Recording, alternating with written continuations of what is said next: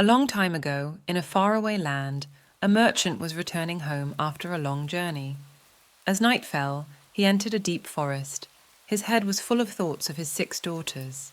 He had left home in summer, and now he was returning in deep winter. The most bitter sleet and snow came down, and his horse stumbled on a patch of ice. He heard wolves howling, and soon he realized that he was lost. At last he saw some sort of track. At the beginning it was rough and slippery, but soon it led him into an avenue of orange trees covered with flowers and fruit. But here there was no snow. He saw a flight of stone steps. He went up them into a great castle. Inside, he passed through several splendid rooms. Everywhere in the castle there was a deep silence. At last, he stopped in a small room where a fire was burning. He lay down on a couch and very soon fell into a sweet sleep. He woke up feeling hungry. He was still alone, but a good dinner had been laid on a little table. He began to eat, hoping that he might soon have a chance to thank his kind host, whoever it might be. But no one appeared. Then he went down into the garden, and though it was winter everywhere else, here the sun shone, and the birds sang, and the flowers bloomed, and the air was soft and sweet. The path had a hedge of roses on each side of it, and the merchant thought he had never seen or smelled such beautiful flowers.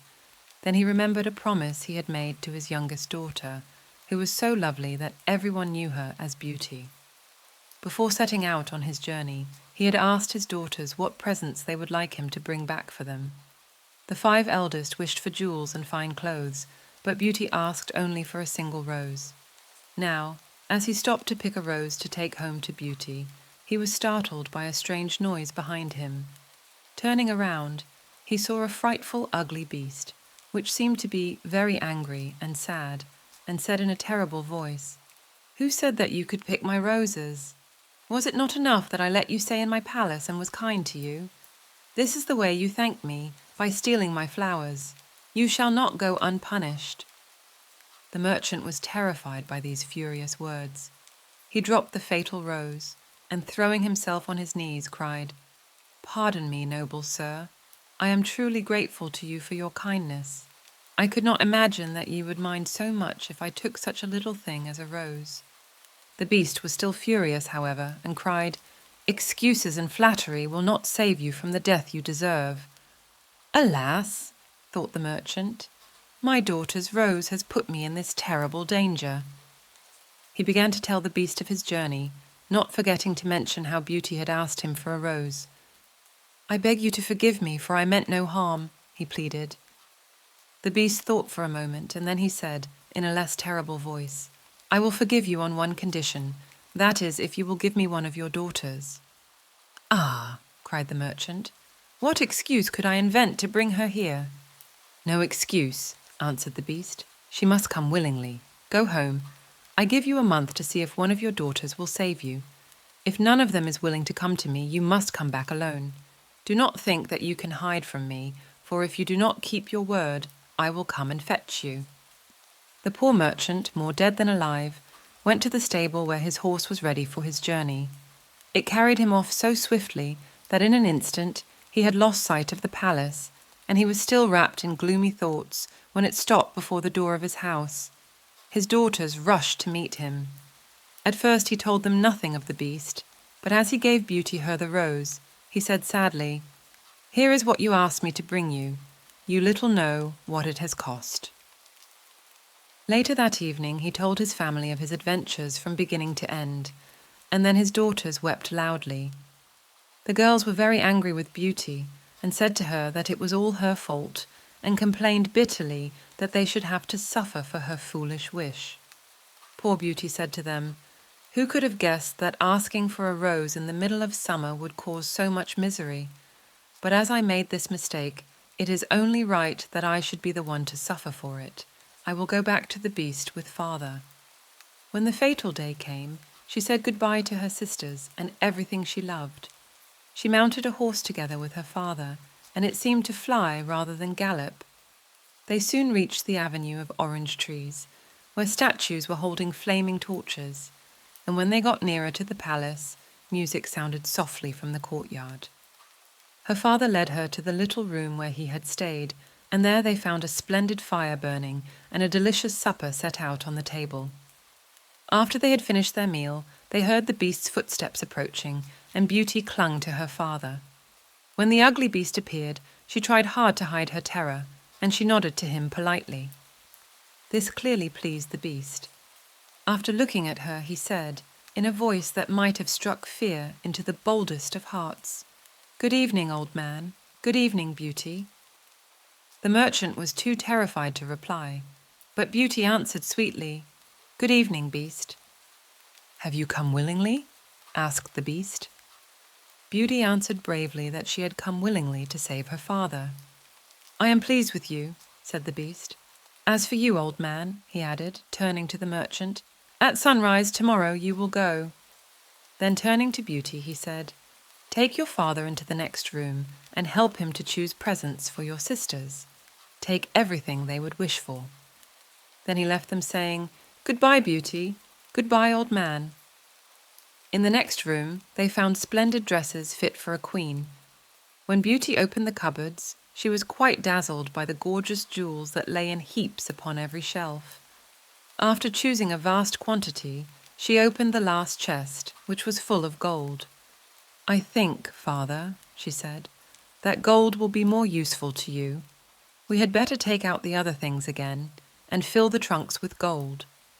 So they did this, and at last the trunks were so heavy that an elephant could not have carried them. "The beast was making fun of us," cried the merchant. "He pretended to give us these things, knowing that I could not carry them away." "Let us wait and see," answered Beauty. At sunrise, they went down into the courtyard where 2 horses were waiting, one loaded with the 2 trunks, the other for the merchant to ride. As soon as he climbed into the saddle, he went off at such a pace that Beauty lost sight of him in an instant. Then she began to cry, and she went back to her room and fell into a deep sleep. She dreamed that she was walking by a stream when a young prince came up to her and said, in a voice that went straight to her heart, "Ah, Beauty, you are not so unlucky as you suppose. Only try to find me, no matter how I may be disguised, as I love you dearly. Make me happy, and you shall be happy. Be as true-hearted as you are beautiful, and we shall have nothing left to wish for." "What can I do, Prince, to make you happy?" said Beauty. "Do not trust your eyes," he answered, "and set me free from my misery." When Beauty awoke, she began to think about the charming prince she had seen in her dream. "He said I could make him happy," said Beauty to herself. "It seems that this horrible beast keeps him a prisoner. How can I set him free? I don't understand it. After all, it was only a dream, so why should I worry about it?" She got up to explore the castle, but she did not see anyone or hear any sound, and she began to find it rather dull. Only that evening after supper, she heard the beast coming, and she trembled with fear at what it might do. But he only said, "Good evening, Beauty." She answered cheerfully and managed to hide her terror. He spoke politely to her for about an hour and asked her all about her life with her family. Then he said in a gruff voice, "Do you love me, Beauty? Will you marry me?" "Oh, what shall I say?" cried Beauty, for she was afraid to make the beast angry by refusing. "Say yes or no without fear," he replied. "Oh, no, beast," said Beauty hastily. "Since you will not, good night, Beauty," he said. And she answered, "Good night, beast," very glad to find that he had not attacked her. After he was gone, she was very soon in bed asleep, and dreaming of her unknown prince. He came to her and said to her, "Ah, Beauty, why are you so unkind to me? I fear I will be unhappy for many a long day still." The next morning, she decided to amuse herself in the garden, for the sun shone and all the fountains were playing. When she was tired, she went back to the palace and found a new room full of rare birds, so tame that they flew to Beauty as soon as they saw her, and perched upon her shoulders and her head. Some of them were parrots and cockatoos that could talk, and they greeted Beauty by name. "Pretty little creatures," she said.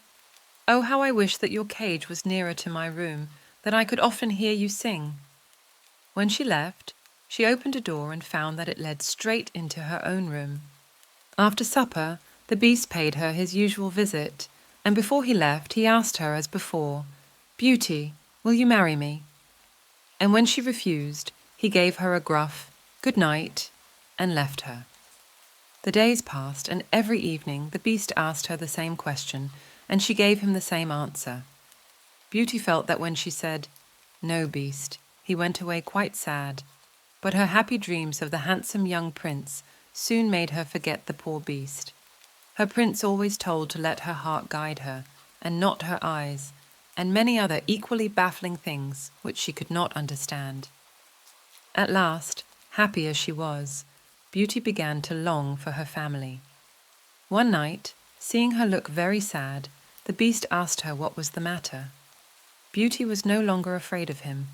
Now she knew that he was really gentle in spite of his ferocious looks and his dreadful voice. She answered that she was longing to see her home once more. When he heard this, the Beast cried miserably, "Ah, Beauty, have you the heart to leave an unhappy beast like me? Is it because you hate me that you want to escape?" "No, dear Beast," answered Beauty softly. "I do not hate you, and I should be very sorry never to see you any more, but I long to see my father again. Only let me go for 2 months, and I promise to come back to you and stay for the rest of my life."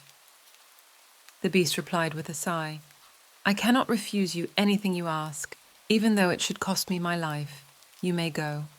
But remember your promise, and come back when the 2 months are over, or you may be sorry, for if you do not come in good time, you will find your faithful Beast dead." Then she went to bed, but could hardly sleep for joy. When at last she did begin to dream of her beloved prince, she saw him stretched upon a grassy bank, sad and weary, and hardly like himself. "What is the matter?" she cried. He looked at her reproachfully and said, "How can you ask me, cruel one?" "Ah, don't be so sad," cried Beauty. "I am only going to let my father know that I am safe and happy. I have promised my Beast that I shall come back. I would not cause him pain by breaking my word. He told me he would die if did not keep my promise to him." "What do you care for an ugly beast?" asked the prince. "Oh," said Beauty, "it is not his fault that he is so ugly. He is a very kind beast." Just then she heard someone speaking not very far away. She got up, and then she suddenly heard her father's voice. She rushed out and greeted him. She was home. Her sisters were quite astonished to see her, and there was no end to their questions about her life with the Beast. Then Beauty asked her father what he thought could be the meaning of her strange dreams. After much thought, he answered, "You tell me yourself that the Beast, frightful as he is, loves you dearly and is kind and gentle to you. I think the prince means that you should do as the Beast wishes, in spite of his ugliness." But Beauty's thoughts were full of her handsome dream prince, and she could not imagine marrying the Beast. When the 2 months were over, Beauty's sisters begged her not to return to the ugly Beast, but to stay with her family. At first she could not refuse them, and she stayed on for a few days more. Then one night she had a different dream from usual. She saw not her prince, but the Beast. He was lying in a cave, and he looked ill and in pain. Then Beauty remembered his words that he might die if she did not stay true to her word. The next day, Beauty said goodbye to her father and all her sisters, and as soon as she was in bed, she turned her ring around upon her finger and said firmly, "I wish to go back to see my Beast again." She fell asleep instantly, and only woke up to hear the clock saying, "Beauty, Beauty," 12 times in its musical voice, which told her at once that she was in the palace once more. Everything was just as before, and her birds were so glad to see her. Beauty thought she had never known such a long day, for she was so anxious to see the Beast again that she felt as if supper time would never come. When it did come, and no Beast appeared, she was really frightened. She ran down into the garden to search for him. Up and down the paths and avenues ran poor Beauty, calling him in vain, for no one answered. At last, quite tired, she stopped for a minute's rest, and saw that she was standing opposite a cave, and in it lay the Beast, asleep. Quite glad to have found him, she ran up and stroked his head, but to her horror, he did not move or open his eyes. "Oh, he is dead, and it is all my fault," said Beauty, crying bitterly. But then, looking at him again, She fancied he still breathed. She fetched some water from the nearest fountain and sprinkled it over his face. Slowly, he began to open his eyes. "Ah, Beauty," he said faintly. "Now you see what happens when you do not keep your word." "Oh, beast!" she cried. "I never knew how much I loved you until now, when I feared I was too late to save your life." "Can you really love such an ugly creature as I am?" asked the beast. "You only came just in time. I was dying because I thought you had forgotten your promise. Go back now and rest. I shall see you by and by." Beauty went back to the palace, where supper was awaiting her, and afterward the beast came in as usual and asked about the time she had spent with her family, and if they had all been very glad to see her. When at last the time came for him to go, and he asked, as he had so often asked before, "Beauty, will you marry me?" she answered softly, "Yes, dear beast." As she spoke, a blaze of light sprang up before the windows of the palace. Fireworks crackled and guns banged, and across the avenue of orange trees, in letters all made of fireflies, was written, "Long live the prince and his bride." Beauty meant to ask the beast what it all meant, but he had gone. In his place stood her long-loved prince. At the same moment, two ladies entered the room. Both were splendidly dressed, but one especially so. Her companion said, "Well, Queen, this is Beauty, who has had the courage to rescue your son from the terrible magic spell that turned him into a beast.